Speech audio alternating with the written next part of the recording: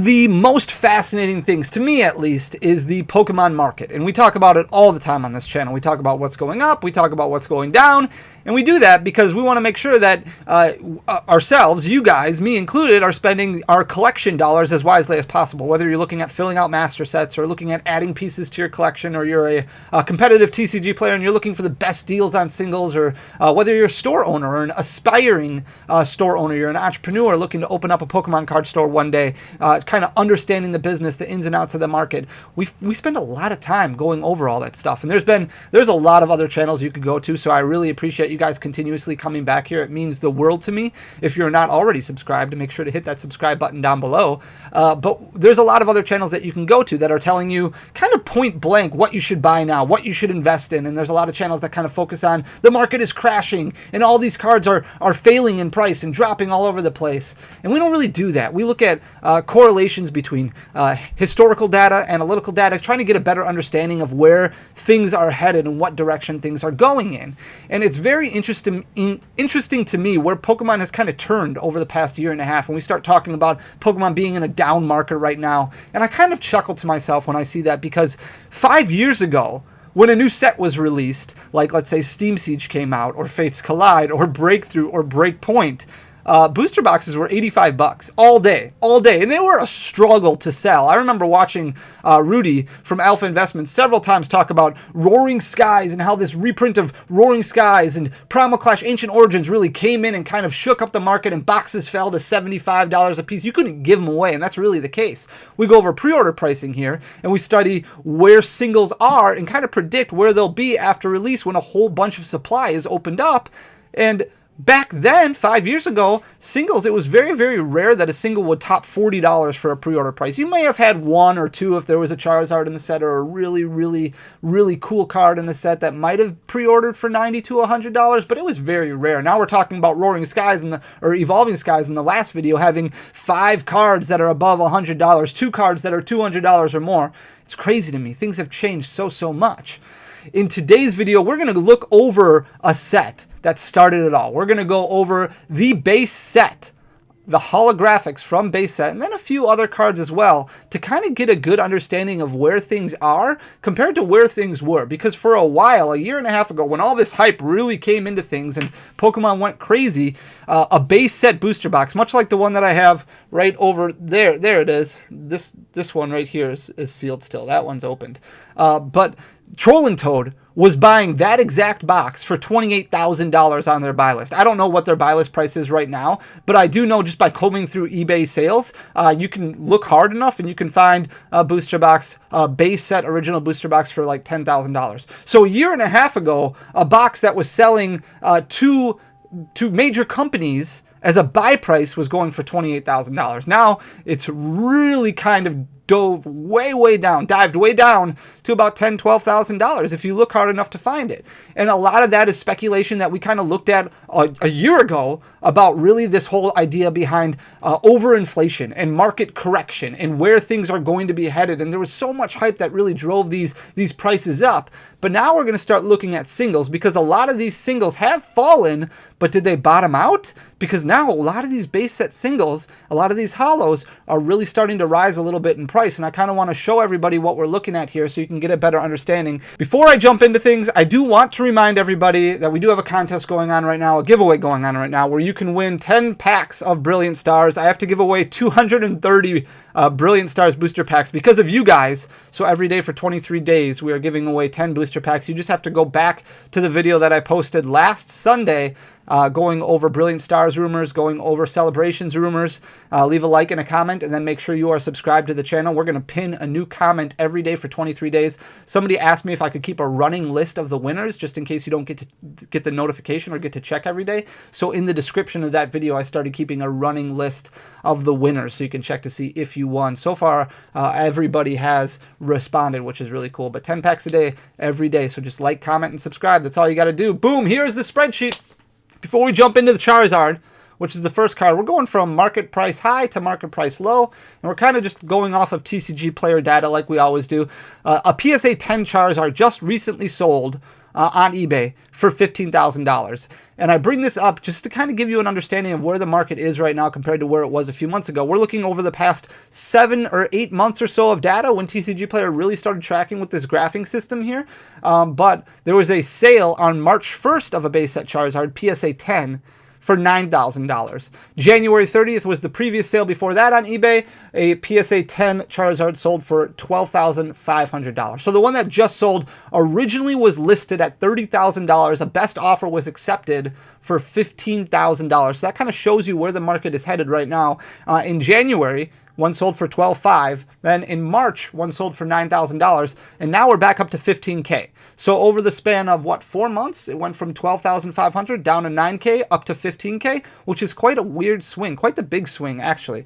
But we're going to look at raw prices here for the sake of the video because we like staying consistent. And that's what we do in all of our videos. So starting out with Charizard right here out of the gates, over the past 6 months or so, 7 months, it's really toppled downhill. We're not at the low point yet. We're not at the low point anymore, but it did bottom down to 333.74. Whether or not that is the low point and we're kind of at a market correction right now or not, that I'm not sure. I'm not certain about. I do think that 333.74 is a lot more related to what the market is willing to pay. Right now we're at 354.98. So kind of looking at the graph, it looks like kind of at its peak, it was at 416.79, and that's actually at the peak point when it was being graphed on TCG Player. It was a lot higher than that at one point. 416.79 is its high point back in June. It dipped all the way down to 333.74, and it has started climbing, albeit very small. It has started climbing a little bit up to 354.98. If we look at the Blastoise, which is the second biggest card, kind of a little different, right? In June, it was down a lot further than what it hit back in September, October of last year when it hit its high of 143.15, and now it really bottomed out right at the beginning of January, end of December, where it went down to 101.89, and now it's kind of stayed level there, 107.92, so not much of an increase there. If we look at Venusaur, it was at 108.36, kind of around the same time Blastoise topped out at, so a little different here where the Charizard, kind of that card that was a little bit out of some people's price range maybe, so people weren't focusing on it as much. They shifted some of their buying habits to kind of the other big two starters. They started focusing on Blastoise and Venusaur. Those topped out at a different point, right at December, January, when we started getting all those reprints of Evolving Skies, Chilling Reign, Battle Styles, Fusion Strike. These singles kind of rose to their high points over the past 6 months. 108.36 is where it hit right around January, right around December, I would say. And then in March now, it's dropped down to 81.84, which is just higher than its low point of 78.96. So it's kind of trying to understand where these cards have gone. Back in the day, 5 years ago, when we were talking at the beginning of this video about those older prices, pre-order prices being really low, Charizards were very cheap. I mean, you could buy Charizards for near mint for $50. You could buy Blastoises and Venusaurs for $10, $5, somewhere around there. They were that way for a very long time. I don't think we're ever going to get back to that point. I think the market has changed completely. And it really is dependent now on whether or not you want to add to your collection these copies, near mint copies moving forward, because there's not going to be nearly as many in existence as there used to be now that so many people are understanding better how to protect their cards. Back then, we didn't really care as much, right? So 78.96 was its low point, and then it's grown a little bit to 81.84. If we look at Raichu, which is the 4th most expensive card in the set, kind of interesting that Mewtwo is all the way down here at number 7. Raichu, the base set Raichu, its high point 37.32, which it hit back in June. Here's where we get really some of these interesting cards, because a lot of them are kind of in their high points right now over the past year, which really shows me that a lot of people kind of shifted their buying habits. You had a lot of people coming in, they saw Charizard, and a lot of people were focused on that because of the hype that was generated, because of all the influencers pushing Charizard, pushing those big trios, and now a lot of people are like, well, I'm going to focus on these other base set holos because they're cheaper and I can afford them better. 37.32 was its high point, which it did hit back in June, but you can see right now it's hovering very close to that at 36.20. It hit its low point back when Blastoise and Venusaur were at their high points of 27.61. Alakazam, kind of the same curve, same look, really kind of a horseshoe type thing. 34.53 was its high point, again back in June, very, very close to that right now at 33.68. If you bought kind of in November, you were paying the low point of 25.39. Ninetales really didn't have a high point until recently. Ninetales has been consistently low, right around that $15 mark, until recently where it hit 26.34. Now it's or 2634 is actually its current price. 2439 is what it hit from 2.8 to 2.14. So 2634 is its current price, currently sitting at a year high mark right now for Ninetales. If we look at that Mewtwo, which I was assuming was going to be one of the more expensive cards in the set after the first, the initial trio, kind of a weird graph here for Mewtwo. If we look, it hit its high point back in August of 34.19. Its low point was hit very recently at the end of February at 22.87, and now it's sitting at 25.09, kind of at the beginning of March. If we look at Gyarados, really trending in the upward direction, sitting at 24.87 right now, which is its year high point. It bottomed out in August. Right in the middle of August, it hit $18.17, and it's really been climbing since then with a couple of little blips along the way. Very, very interesting. Zapdos, kind of the same thing. Really started out high. 27.02 is its high point, which it hit back in July, and then kind of hit again back at the end of November, and then after that, those reprints came, and Zapdos crashed. Even though there was nothing to do base set with the reprints, that's around the time frame that we're talking about here. So the beginning of December, it dropped all the way down to $18.19. It's been climbing a little bit since then. 24.38 is where it's currently sitting. Nidoking, 28.59 is its high point. 16.35 is its low point. Again, kind of a horseshoe graph, which we'll see for the next couple as well. Nidoking, 28.59, it hit back in June. It hit its low point right at the beginning of October, and now it's made up about half of that ground, kind of stuck in the middle there at 23.48. If we look at the Clefairy, same thing, hit its high point in June, which was 24.54. Its low point, which is 17.58, it hit right at the end of August, and it's been climbing a little bit ever since then. So now it's kind of stuck in the middle again at $20.68. Like I said, that horseshoe graph, and I believe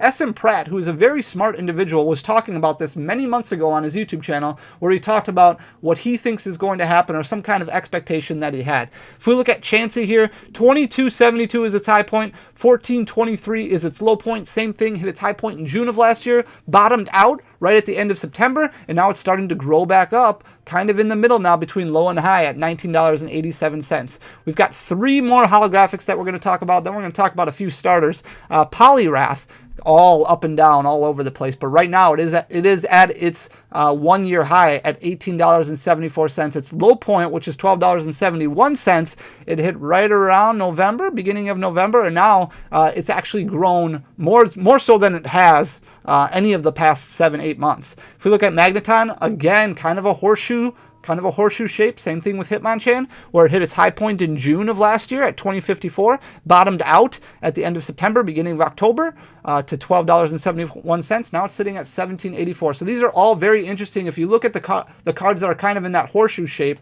those are the cards that are not those big 3 starters, and it's interesting to see how they're rebounding so well right now. So Magneton right now is sitting at $17.84, kind of, again, in between its low and high. Hitmonchan is the last holo that we're going to talk about. Its high point, 15.62. Its low point, 10.25. Not a whole lot of margin of difference there, but it did hit its high point back in August, and it crashed way down kind of at the end of October, beginning of November. So a lot of people were kind of freaking out at the end of last year with all the reprints that hit. A lot of people were kind of getting out of the game. They weren't paying as much attention to the hobby.